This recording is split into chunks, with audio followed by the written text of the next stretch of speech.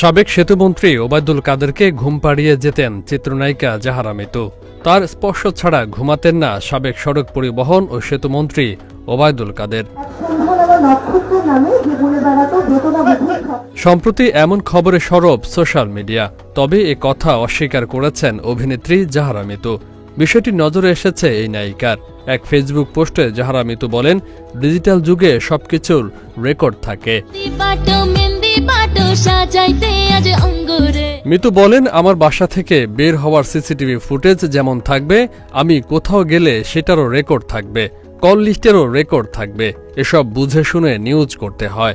এই চিত্রনায়িকা বলেন, দেশের সর্বোচ্চ একজন মন্ত্রীকে প্রতিদিন ঘুম পাড়ানোর নিউজ কোনো মেয়াদোত্তীর্ণ সবজি সেবনের ফলেই লেখা যায়। এর থেকে হাস্যকর নিউজ আমি বাপের জন্মে দেখিনি, সত্যিই দেখিনি। এত হেসেছি আমি নিজে, মানুষ আর কতটুকু হাসবে। কোনো সোর্স নেই, আমার বক্তব্য নেই, কোনো প্রমাণ নেই, আর আমার নামে ডিরেক্ট লিখে দিলেন।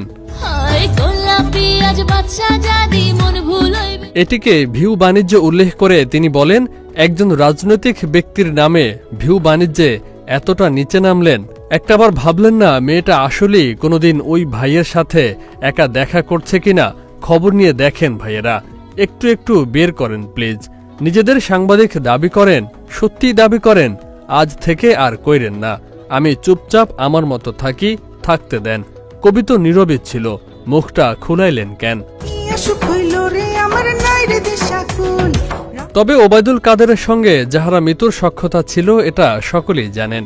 তার সিনেমায় মহরতে হাজির হয়েছিলেন কাদের। তারপর বইমেলায় ব্যস্ততা সত্ত্বেও ওবায়দুল কাদের নায়িকার কবিতার বইয়ের মোড়ক উন্মোচন করতে যান।